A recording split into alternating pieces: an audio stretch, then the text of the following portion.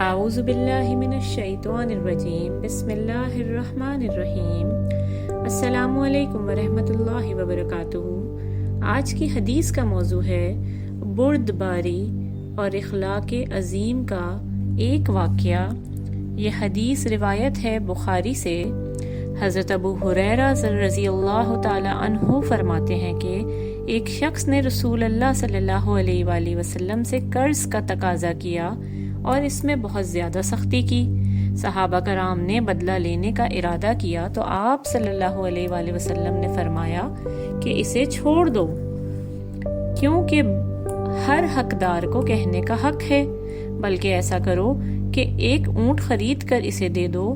صحابہ کرام رضی اللہ تعالی عنہ نے فرمایا کہ اس کے اونٹ جیسا ہم بازار میں نہیں پا رہے بلکہ اس سے اچھا پا رہے ہیں۔ آپ صلی اللہ علیہ وآلہ وسلم نے فرمایا اچھا ہی خرید لو اور اسے دے دو، اس لیے کہ تم میں بہتر وہ ہے جو قرض اچھی طرح ادا کرے۔